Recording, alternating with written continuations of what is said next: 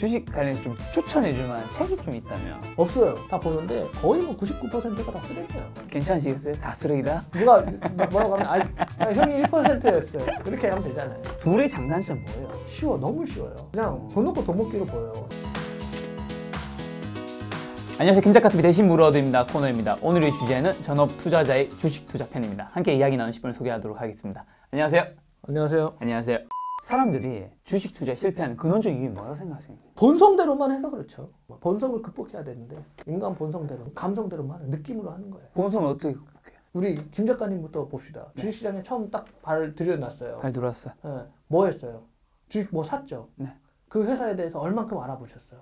많이 알지 못했죠. 그냥 사잖아요, 우선은. 그쵸. 목적은 뭐예요? 돈을 벌기 위해서죠. 돈을 벌기 위해서. 네.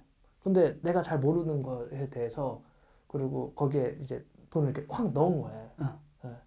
지속된다면, 이게 길어진다면, 조금 올라가면 되게 좋아하고, 좀 떨어지면 되게 슬퍼하고, 해야 되는 걸 해야 되는데 하고 싶은 걸 하죠. 사람들 보통. 여기서 해야 하는 게 뭔데요? 그 회사에 대한 그 내용을 알아야 돼요. 자기가 뭐에 투자하는지 알아야 돼요. 그러니까 동업이랑 똑같은 거예요. 자, 동업을 한다고 생각해봐요. 네. 그냥 돈만 박아가지고 누가 친구가 식당을 한대요. 그러면 뭐 볼 거예요? 그 친구가 우선 음식을 잘하는지, 사람 관리를 잘하는지 할 거 아니에요. 본인 돈을 투입하는데. 그 다음에 장사하면은 들여다볼 거 아니에요. 그렇죠. 한 번씩 가서 보면서, 보면서 잘 되나, 장사 안 되나, 손님들 있나 없나. 회전율도 보고. 안 되면 이거 왜 안 되지? 개선 사항도 얘기하고, 가망 없다 그러면은 자본 빼고. 그렇게 해야죠.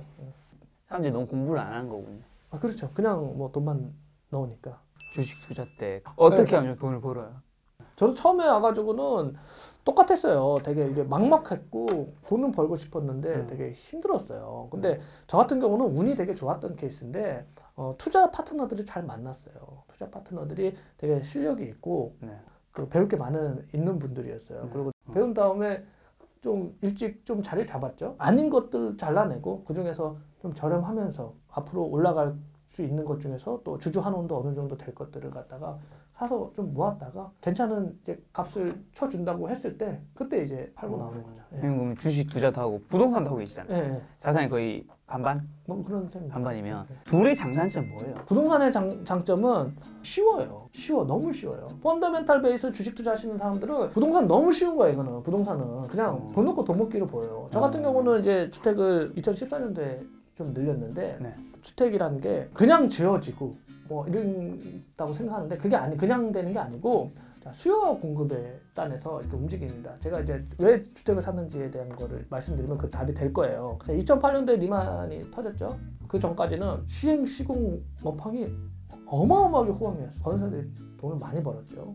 그러다가 리만이 딱 터지고 신용경색이 일어나면서 PF들이 막 파주, 여기 뭐 운정, 뭐 김포 이런 데서 막 다 터지면서 건설 70%가 다 날아갔어요. 왜냐면 시행은 기본적으로 레버리지 비즈니스거든요. 레버리지가 엄청나게 커요.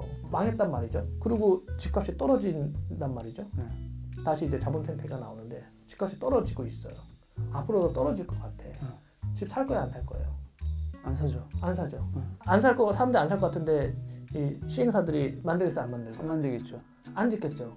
그럼 어떤 일이 벌어지겠어요? 그렇게 되면은. 더 떨어지겠죠. 더 떨어지겠죠. 계속 안 짓겠죠. 안 짓다, 그럼 계속 안 짓다 보면 어떤 일이 벌어질까요? 집이 모자르겠죠. 모자르겠죠. 우리나라가 집이 한 1,600만 원가 정도가 돼요. 근데 집을 한 40년 정도 쓴다고 하면 그 정도 쓰게 되면 새로 지어야 됩니다. 1,600만 원 나누기 40년 해봐요. 그러면 1년에 몇 개 줘야 돼요? 1년에 40몇만 개를 줘야 돼. 근데 1년에 40몇만 개보다 더 많이 지면 어떤 일이 벌어지죠? 공급 가격이 떨어지겠죠. 그보다 적게 지면 어떻게 되겠어? 공급 부족으로 가격이 오르겠죠. 먼저는 전세가가 올라요. 그래서 2008년도부터 이제 공급이 없었단 말이에요. 공급이 없으니까 어떤 일이 벌어졌냐? 2011년도까지 집값이 하락합니다. 2011년도가 바닥이고 대구나 지방은 좀 더 먼저 올라왔어요. 먼저 공급 부족이 일어났으니까. 그리고 2012년도에 기억할지 모르겠지만 전세가 폭등, 대란 막 이랬었어요. 잠시 파크리오가 전세 가격이 84제곱미터가 2009년도 그때 공급 확 쏟아졌을 때 84제곱미터 34평 전세가가 얼마인 줄 알아요? 1억이었어요. 와. 공급이 확 올렸으니까 그때. 근데 재계약할 때 바로 2억 되고 4억 되고 올라가가지고 지금 이렇게 10억 막 이렇게 되는 거예요. 그 사람들은 왜 그런지 모르지만 공급이 너무 적었던 거예요. 근데 사람들은 계속 돈을 벌잖아요. 자본이 계속 쌓이잖아요. 본인도 자본 계속 쌓이죠. 네. 다 쌓여요. 다 쌓이죠. 웬만한 사람들은 다 쌓여요. 쌓이는 사람들이 되게 많아요. 쌓인단 말이에요.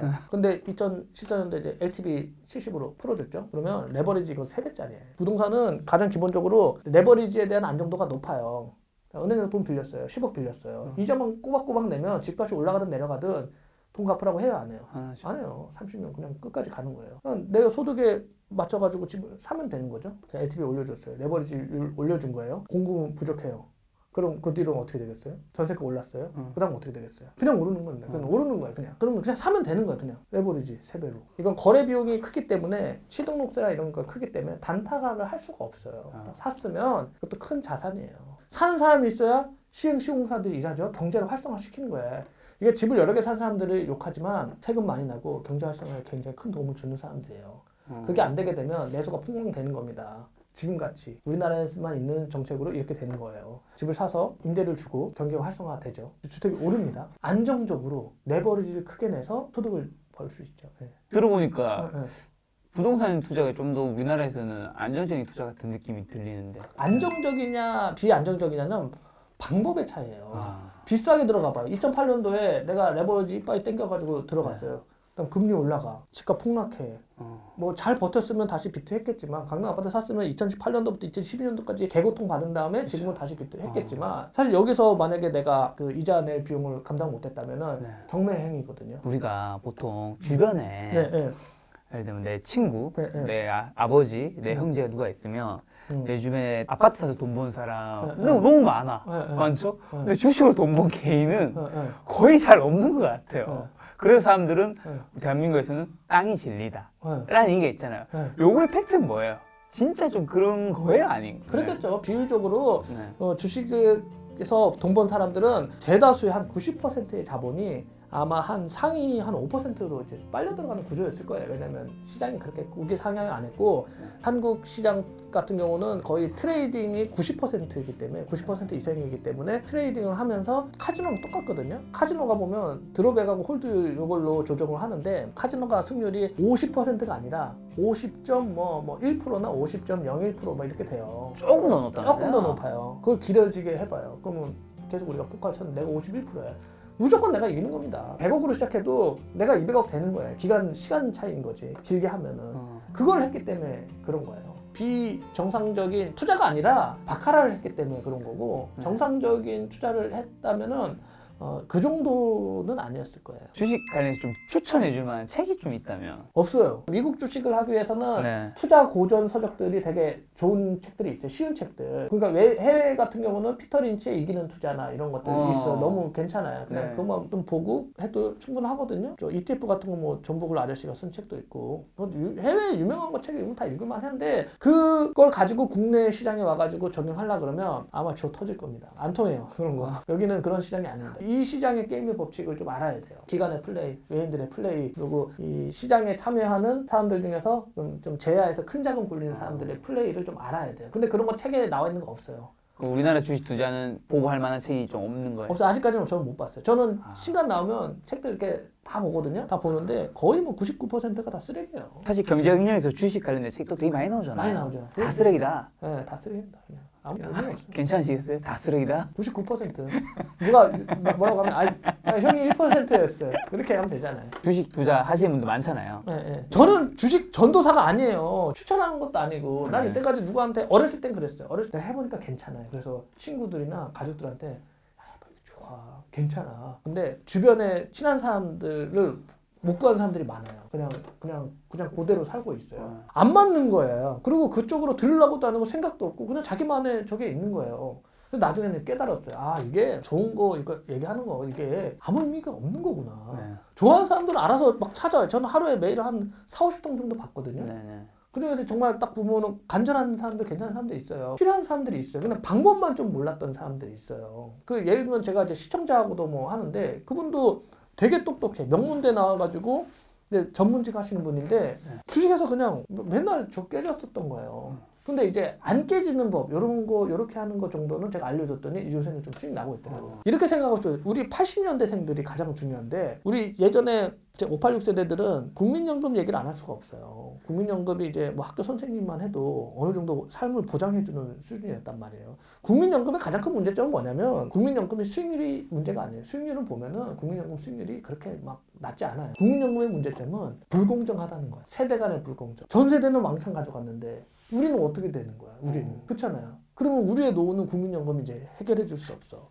그러면 나의 노후는 누가 책임져 주겠어요? 누가 책임져 줄까요? 내가 책임져야죠. 내가 책임져야죠. 나의 책임. 지금 뭐 잘 버시는 유명 작가님이시고 이랬지만 계속 그 노동 수익이 죽을 때까지 이어진다면 아무 걱정할 필요가 없겠죠. 그렇지 않아요. 노동력은 줄게 돼 있어요. 우리나라는 이제 근육을 사용하는 거는 되게 신성시하고 자본 수익에 대한 건 좀 제약시하는 그런 분위기가 있어요. 맞아. 꾼이다, 투기꾼이다, 죽여라. 그러면 투기꾼들은 어떤 게 되냐면 자본가들은 떠나요. 떠나면 그만이에요. 세금 없는 거 떠나면 돼. 그 사람들 떠나면 자본 없이 어떻게 할 거예요, 여기서.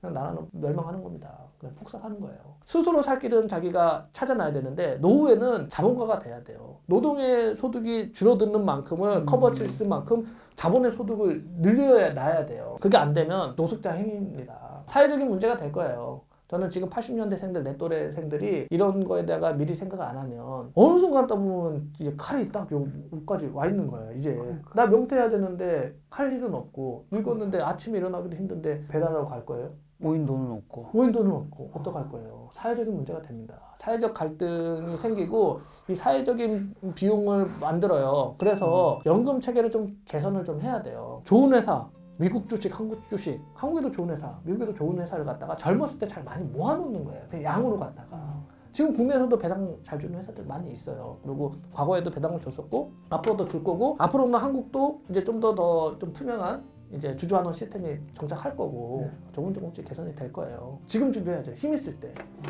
제가 이제 40대 초반인데 지금은 힘이 있지만 나중에는 안 되거든. 그쵸. 대비를 해야 된단 말이죠. 난 내 친구들 주변 사람들 그게 눈에 훤히 보이기 때문에 이거를 시스템으로 필리핀 놀러 가봤어요? 네. 외국 형들 많죠. 할아버지들. 맞아. 진짜 많잖아요. 맞아 많아. 그 할아버지들이 미국인도 호주인들인데 미국에는 연금 제도가 되게 투명하고 공정하게 돼 있어요. 그래서 젊었을 때 내가 중소기업에서 뭐 제조업 일을 했을 때 월급의 1%를 계속 매년 이제 주식을 사요. 그럼 내가 어떤 주식을 뭐를 들고 있는지도 있고 내가 선택도 할 수 있어요. 어떤 성향인지. 퇴직할 때쯤에는 그 회사의 배당금만 해도 내가 예전에 일할 때만큼 월급이 나오는 거예요. 그래서 필리핀 가가지고 거기서 뭐 3살님 차리고 그냥 맥주 한잔 마시고 그래 그렇게 사는 거예요. 석양 맞으면서. 그게 호주형, 유럽형, 미국형들의 중산층의 보통의 삶이에요. 그게 보통이에요? 그럼요. 특별한 사람들이 아니야. 보통 사람은 그렇게 당연한 건데 우리는 거기 할아버지 필리핀에서 맥주 할 수 있는 할아버지는요 젊을 때 돈 왕창 벌어놓은 형들이나 그러지 중소기업 다녔던 사람들은 그런 사회보장 그런 국민연금 이런 걸로는 그런 삶을 못 누려요. 이게 자본에 대한 태도 차이입니다.